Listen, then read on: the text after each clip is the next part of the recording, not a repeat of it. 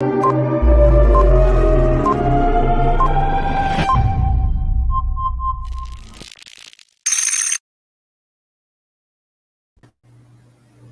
up? What up? Good afternoon, everyone. I'm excited. We are excited with the DEI Alliance to have my cousin here today, Reverend Michelle D. Williams, and author of the Diversity Playbook. Michelle, how are you doing today? I'm wonderful. It's good to be here with you, Brian. Yeah, excited about it. Excited about it. So, obviously, you being my cousin, I'm really biased to how amazing you are. But let's talk about a little bit about you and your journey. This book is coming out November 2nd. Is that correct? Correct. Next Tuesday. Yeah, November 2nd is the launch. So you can pre order it on Amazon. And we talk a lot about diversity, equity, inclusion with this alliance. And we're aligned with all these different coaches from different walks and different backgrounds. So, how did you kind of get into the space of Yeah. to write a book like this? How did you get into diversity, equity, inclusion space? And what's your educational kind of background to lead to all this stuff? Sure. Well, my education background, I have a bachelor's in psychology. So I came out of college working as a social worker, working with different populations. I did some work with family and children. I did some work in Tulsa with Big Brothers and Sisters.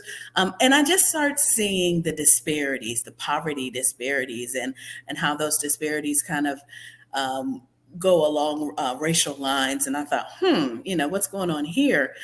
And I decided to go back and get my master's. For me, I wanted to kind of ground my work in faith. So I went to a seminary. And actually on that campus, the graduate seminaries across the valley from the undergrad side of the house. So one day I was walking across the valley after finishing some classes and going to the parking lot and met up with someone who stopped me and said, "Hey, are you Michelle?" And I'm thinking, yeah. And it turns out that they had an opening for a director of multicultural student services at this private Christian school in Indiana. And so I went through the process, and now my background was social work and ministry. So I didn't have any intercultural communications. So no background in what you would consider diversity, equity, or inclusion, right? I was just Black. Right. Right. But the social work background really helped when I got into it, because I was able to use some of those skill sets of listening, of Right. empathy, of relating well to other people in diverse situation and in situations of crisis, right? So I served as a multicultural student services director at that institution for about 3 years, and then was promoted to the director of the Cultural Resource Center on campus. So I oversaw all of the cultural programming and our international students, our multicultural students. And I did that for about 7 years, and then went into a student affairs position, which is an assistant dean of students, where I worked even more with we would call them majority culture students, right? So I still had all these hats. I was still the director of multicultural student services, the director of cultural resource center, and an assistant dean, but I brought in my influence, right? So I wasn't just coming into the room talking about diversity and how can we all get along. Now I was leading leadership development with SGA, right? And throwing in how can we all get along, right? And making sure that when I walked into the space, they knew that I was still that diversity professional, but that this person who happened to embody a Black skin and be a female is now in a leadership position with student government. And so it helped me, it helped them to see a person of color in that position. I then went on to be a dean of students at a seminary in the Boston area. And so again, opportunity to model what excellence looks like in Black skin, Right. and bring this whole notion of equity and inclusion to the table, so that all voices are heard, no matter what they look like, no Right. matter how much money they have. Right. And that's important when you get into higher education worlds and you start sitting at different tables, at board tables. Things like um, the wealth gap matter. Right. Like, you only want people on your board who have a certain amount of money, and those people look the same and are the same age. And Right. after a while, you have limited perspective because you don't bring in different voices. So that's kind of how I got in the field. I've been doing it now for about 16 years, loving every minute of it, hating some of the minutes of it. That's truth. Right. Right. It's like, and being disappointed, the whole gamut of emotions, right? Having those high highs and those low lows. But I wouldn't trade it for the world. Yeah, that's a definitely diverse background even within the space. So, Yeah, uh, yeah. And now, Brian, I'm doing consulting. So I work with some of those higher ed institutions right. that I worked at now, and I'm working with some nonprofits, and um, yeah, talking about diversity from an organizational perspective, and throwing in those stories, that experiences that I had in my roles, and what I Right. heard my students say. So. Right, right. No, I love the diversity in roles, right? So we have this in college athletics or college coaching. If you've kind of worked your way up the totem pole and had administrative positions, recruiting positions, coach offense, coach defense, then you become a head coach. Well, now you have this diversified Yeah. experience that has shaped you. So yours sounds like it's very similar, and now you're almost to Mhm. the AD level and consult level to Mhm. where you've been at those other spots, so you can relate, which I Mhm. think is really important. How do you? What would you kind of say is some of the things that you picked up along the way, having those different spots, and then Mhm. what do you think? This is a two-part question. What do you think about the current kind of state of when you deal with or you interact with administrators at higher education? Mhm. What's some of the biggest things that they're wanting to get your expertise on? Because for most people, this is such a topic that they don't know Sure. a lot about, and it's kind of Yep. it's a new wave of positions that are being filled and positions that are being Mhm. created. So, what would you say? I know that's two-part question. What would you say you got from those different positions you had, and then also, what would you say is kind of one of the some of the bigger things that schools and people are asking you to come in Yeah. with? Great questions. I One of the things I definitely picked up was the need to be self-aware. Mm, Like, I needed to, in all of those roles, know where my level of competency was, right? mm, Somebody's asking me a question, I'm thinking, okay, I'm not going to have this answer, but I know someone who does, right? And right. if you ask me in 2 weeks, I'm going to have that answer, right?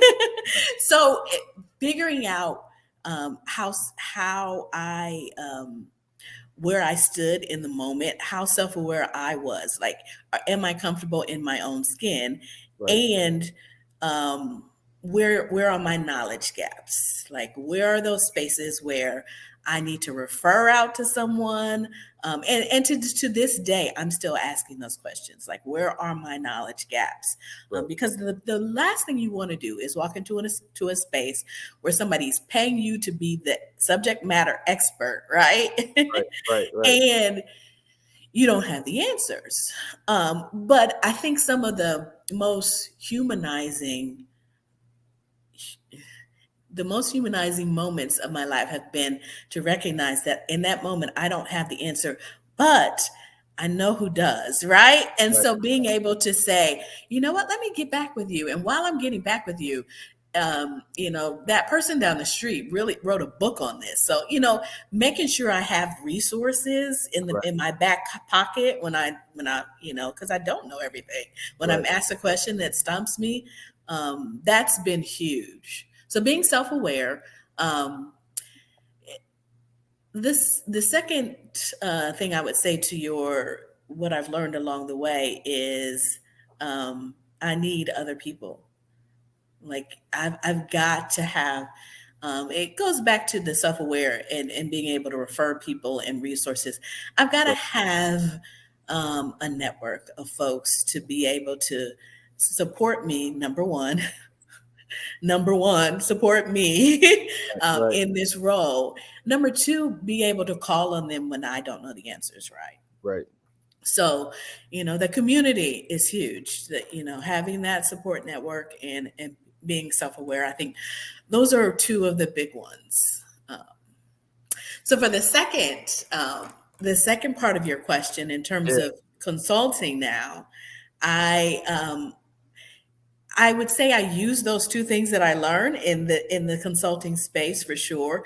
But the things that people are asking are about statements, are mm, about how do we show our people that we care, mm, that we see them, that we hear them, that we understand them. How do we move this beyond performative allyship or making a statement, on our website? How right, do I actualize diversity, equity, and inclusion in my space? And how can I measure that? Right? right, So it feels untangible. right, But there's so many tools out there now that are being developed. We have a model that we developed in the book just to help people measure outcomes, in terms of diversity. How far is our climate welcoming? Is what can we do to make our organization a more welcoming and inclusive space? right. Good. What would you say if you had to say maybe one answer or give a little bit from the book? Hmm. What is one of those ways that you can tangibly show it in, let's say, an Hmm. athletic department? Let's say Hmm. not so much a campus, but in the athletic department. How can you show that, and then how can you measure that? If you had to give, Yeah. I'm putting you on the spot. I know. No, it's good stuff. This is a phrase that I use in training. It's a quote from theorist Jean Baker Miller. She says, "People want to feel seen, heard, and Mm, understood." mm. Say that again. People want to feel seen, heard, and understood. So, my question to organizations are, how can you demonstrate to your employees that you hear them? Mm, How can you, as a coach, demonstrate to your players that you understand them, that you see them? So, what are some of the tangible ways? Well, let's make sure that there's a feedback mechanism and that it can be anonymous. But let's make sure that that player has knows they have access to that coach mm. in a variety of different ways. Right. Let's make sure that there's some public affirmation when people Mm, do things well. right. uh, those tangible things that make people feel like they're valued, Right. and they go such a long way. So that's kind of one of there's a lot of other good things in the book, but people will have to get the book to. For sure. For sure. Can't give away all of it. Can't give away Right. all of it. Now you did say we'll get into the book a little bit. You did say that at some points in time you do need that person down the street who wrote a book. Well, you wrote a book. Right. You and you're a co-author with your other author who's Yes, her name is Dr. Michelle Lloyd Page. So we're two Michelles, yeah. and that can be a little confusing in the book. So we try to we try to tell you which Michelle is talking. So tell me, what is it like now that you've written the book? What was the process like? And then Mhm. what did you get from it as you were kind of going in this deep dive in diversity and giving the playbook to others? What did you kind of Mhm. take away in the process? Oh man, the process was amazing. I will have to say, Michelle and I have been friends for years. We met at a conference, and instantly it was a connection. We're like-minded, and she was talking about. Um, she was saying something, and I thought, oh, I need to chat with this person after this meeting. And we connected, and over the years we'd be in the same circles, and we were in the same coaching network. We went to a multi-ethnic strategic alliance coaching Nice. network. Yeah, it was amazing. But it was a quarterly thing where we met and we kept getting together saying we need to write a book because the things we're going through, our experiences, the challenges are very similar, and we were able to feed off of one another. The synergy was there. And it carried over through the book writing process. She would say something and I'd be like, yes, oh, we've got it. So it was that type of process. And I'm really grateful because I've heard, different stories from other people who co-authored books of how difficult it was. But yeah, I wouldn't trade it. It was a blessing. And I'm We thinking about the got, other we got, parts of we your got, a, question. we got a few quick shout outs that keep popping up. I think I see that. Hello, family. Hello. you know some of these people. I know some of those people. We get some quick family shout outs. I love it. I love it. I love it. Okay, so keep going. What was the second part to the answer you were gonna say? Okay. So you asked about what I've taken away from the process. Yeah. Everything that's worth something takes time and patience. Mm, Yeah.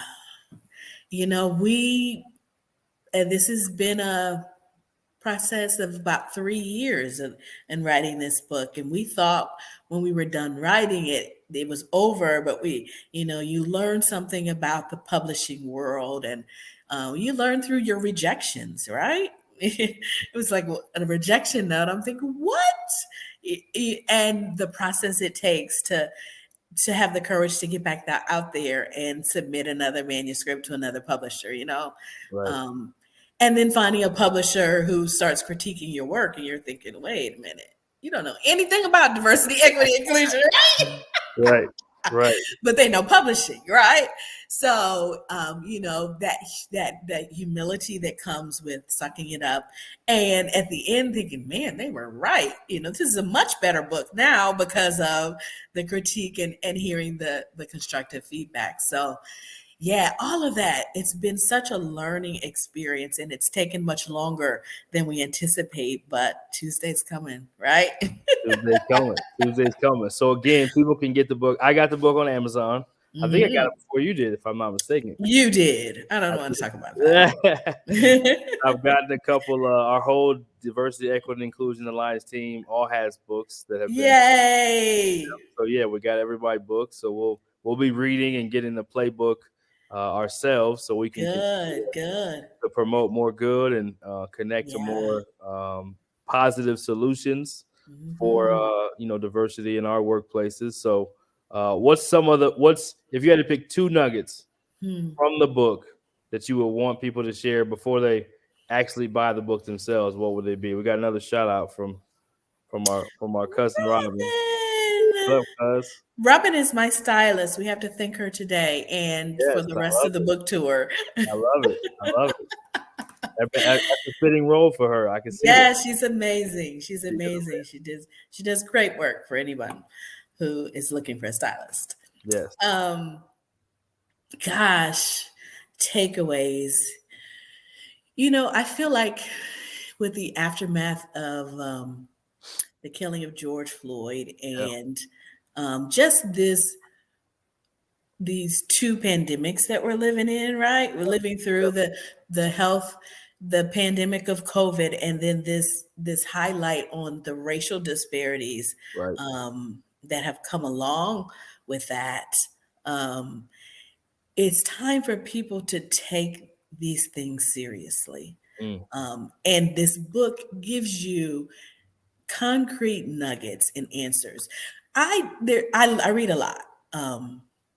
And I'm biased, but I have to say there is no book on diversity that's going to tell you from three different perspectives. So the perspective of the diversity professional, the perspective of that person who's an ally or an outlier, they don't know quite where they fit in this conversation, or a co-conspirator, like they're in it. And the perspective of the organization. And that's why we called it a playbook because we feel Yeah. like we have these three different perspectives and three different audiences. Um, much like there's players and coaches, or Yeah. much like there's, um, coaches or multiple positions on a team. Everybody Right. has their role to play. And the reason why we believe that diversity efforts fail is because everybody's not reading the same playbook. I mean, Mm. you have the organization over here reading these change management books, and you got the diversity professional just trying to get an IV drip because they're on the front lines. Right. and, and this person in the middle who has no idea how to support. So I feel like the book gives everyone one playbook, so Mm. okay, as an organization, this is what I need to do. And that diversity professional knows what you know now, so there's accountability. um, Mm. there's accountability, and everyone is reading the same playbook. So I Good. feel like Good. that is what makes it unique and stand out. Yeah, yeah, yeah. That's So good. that's why, hey, if you're in any of those roles, or if you don't know, what role you should take in Right. advancing diversity, equity, inclusion within your team, or within your organization, it's a good place to start. Yep. That makes sense.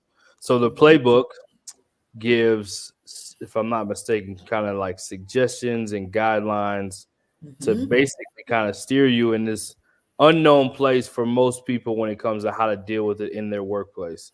It's one Hmm. thing to feel like, well, I'm diverse or I'm different than this person and this person's different than me. But when you're trying to make everybody on one team, whether that's an organization, a church, whatever the Hmm. case may be, an athletic department, a school, you do need that playbook and that guide to kind of steer everybody on the same page, because Hmm. one person's interpretation may be different than another. So that's really good. I love it. What are Yeah. you excited about the launch? What can people kind of look forward to, or what should Mm. people be continuing to tap into from yourself and the co-author, if there Yeah. is? It may just be as simple as buy the book and then Yeah. apply what you see. What would you say to people that are interested in the book, want to buy the book, gonna buy the book? Hmm.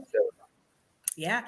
So definitely buy the book. And if it resonates with you, would love for you to leave a review on Amazon, or, wherever you purchased it from.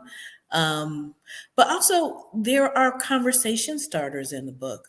Right, We understand and we know, Michelle and I, that diversity happens with you cannot do this work as a solo person. It happens within community. And so you have to have these conversations with one another. It's great to read it off in the corner by yourself, but you can't actualize right, it until you talk with someone about it.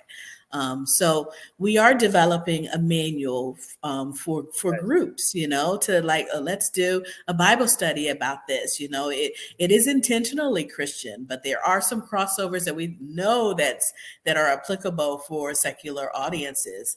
right. But yeah, we're easily going to develop a Bible study curriculum on it, and an organizational playbook or manual where you can just take it with your teams and, dive into those points that are relevant for you.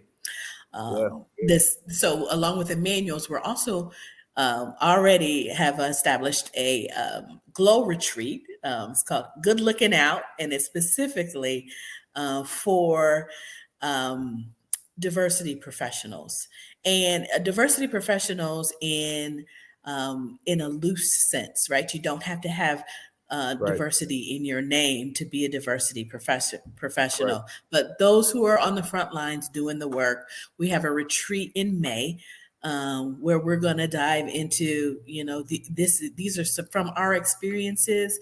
These are some self-care tips. Here are some equipping things. This is some networking. This is a networking space. So really, self-care, equipping, and networking are going to be our focuses for that group in May. So that's I a love it. little bit about I love what's it. I love coming it. up next. I love it. We are available for conferences and speaking and consulting.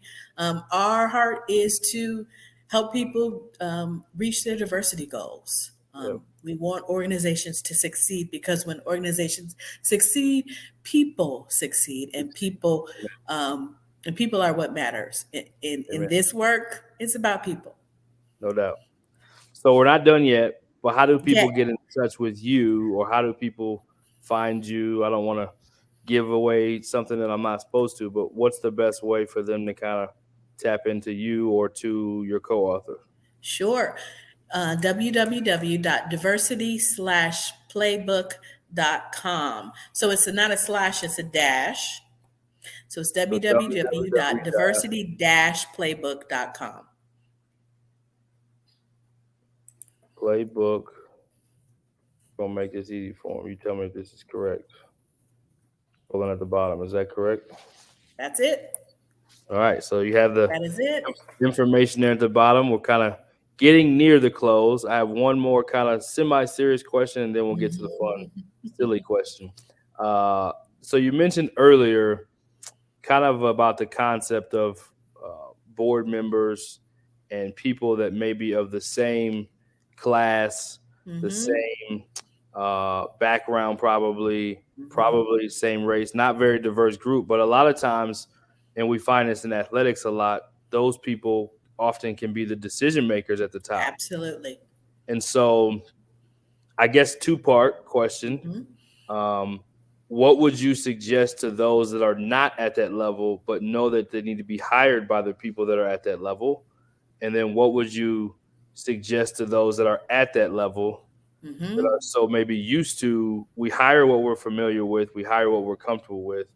So what would you say to that person who may not have that diverse network Mm-hmm. or uh, Sure. kind of people that they can reach out to, because there's many positions in a athletic department. It's not just Sure. football coach or just a basketball coach. We're talking about the head coaches should reflect some diversity as well, whether that's Absolutely. there should be more females hired, there should be more minority. It should look more like Mm-hmm. the student athletes. So Absolutely. what would you say if you had suggestions on both sides, and then we'll get to the fun stuff? Sure. Oh gosh. One of the things that really make a difference is making the business case for diversity. So what I mean by that is if you are an assistant head coach and you're wanting to move up and you want to be on that board level, pulling out the statistics, because there are a lot of them, about why diversity matters and how it makes organizations better. Because you have all these incredibly diverse perspectives, how it makes organizations more money. It does. There are significant studies done. I'm going to mess up the name. The McKinsey report has an incredible report that they just did on women in board seats, and they break down the business case. How it's in terms of innovation, those boards are more innovative. They're making more money. Those organizations are making more money, and the supply chain is broadening. You're bringing more people around the table, and have access to more people. So I would say do your homework and make sure you can make a business case for why diversity matters. And we can be talking about LGBTQ diversity in every sphere, why it matters. So make that business case. And then if you are at that level, hear the business case. Um, Anyone at that level wants to know how they can make their organization better. So, do your own research. I hear people say, why should I take this seriously? Because we know the demographics in the United States are changing. That's a fact. It's a given fact, and it's the reason why people are retreating in fear. Um, but it is also the reason why we should embrace it. Why retreat in fear? Let's embrace it and figure out how we can all thrive together. So I would say, everyone do your research on why diversity matters and how it's going to benefit us, as an organization outside of, um, the moral, ethical, cases. Let's make a business case for it. And that means your budget projections, your supplier chains, and all that good stuff. So, yeah. So now my last couple questions. One, what's the biggest thing for you you feel like that you're most proud of now that you've come to the other side? Because it's a championship moment, so we need to celebrate that first and foremost. Yeah. Woohoo. Second is coming, but in athletics and sports, it's all about winning championships, and helping impact young people for their life so they can continue to be champions, right? So this book will be impactful, but you've accomplished a championship yourself to be able to have that moment where it's like, I mean, the book is. I have it over there. I probably should go get it so I can hold it Yeah, up. yes, you But should. So you can I'm hold it gonna, up. I'm gonna do that in just a second. But while you answer this question, what are you most satisfied or proud of yourself? And then I'm gonna Mhm. ask you a funny story about family. Okay. Um, I think I am most proud of the fact that I was able to step away from a role. I took a sabbatical, to write this book alongside Michelle Lloyd Page. Um, I'm most proud of the fact that I honored my boundaries, and I did not work full time while I wrote. For me, I needed to step away from doing diversity work to actually write about it. Um, I after the book was done being written and we're going through the process, I did start doing a lot of consulting, and that was fun. But I did take a year off, to travel, and to write, and it was the best thing that I ever could have done because, um, it, I rested. I was able to see the world. And it sparked more curiosity and more questions. So I'm grateful that I honor my own boundaries and I took some time off.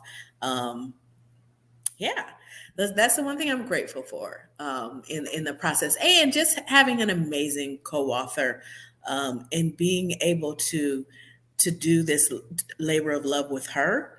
We're already dreaming up our second book. Can't give you the name of it, but we're excited about this journey together. And for me, that solidifies that this work happens in community, and Mm, you can't do it on your own. yes, the best work. We're again coaching community, athletic community. We know we definitely need each other. We thrive in that teamwork environment. I love that. And quick insight for those that don't know our journey, not that you're supposed to, but Hmm. it's funny. The same time we both were kind of going through this phase of Hmm. challenge. I moved to Indiana, and I was probably an hour from Dayton, not too Yep. far. And you were in Dayton, Hmm. and we got to spend Thanksgiving there with the whole Oh, family on so that side. fun. Yeah, it was a blast, and it's just awesome. I want to take a second to celebrate you because I know during that time it probably felt a little bit dark and not as light as it is now. It's Hmm. amazing to see you glowing again. Hmm. But just in life, we all have those challenges that Hmm. adversity is going to strike, and you really probably had to go outside of the box to do what you're doing now. And you did take that time for yourself, and you did Hmm. take that time away, and look at what it's developed into. So, Hmm. and I'm blessed to say, at the same time, shortly after you did, and you were in that space, I took a page from your book and did the same That's kind of good, thing last Brian. year. And next thing you Yes. know, here we are. We're both Yes. celebrating new life. So here is the book. This is the Woohoo! playbook itself, live in the flesh. You see it. Hmm. Awesome, awesome stuff. It is a easy read. I've already started reading into it. I love the kind of outline question, kind of gives you some things to think about as you're going through it. Very well organized, easy read, and yeah, I think people are gonna love it. So I'm excited for the release on the second, and then lastly, you got to end with a funny story. It can be family. Funny It can be story. you can be writing this book. It can be if you have one on me, feel free. you got open reign. If you have one on that's chimed in too, you can get them too. Well, you know what? I don't know if it's funny. It is a great memory of you, though. Yeah, yeah, yeah. Careful what you Um, ask. we came to Thanksgiving at you all's house. Um, and your mom made oyster dressing. I'll never forget. It was the Okay, first time I had oyster okay. dressing. And you guys are running around like so. I'm the oldest female cousin. Yes. And so the guys are running around. They were doing their thing, and Brian has always been this charismatic person, right? Yes, Aunt Sherry and her oyster dressing. I just saw her shout Yeah, out. yeah. Um, so just loud, and I was like, leave me alone, go away.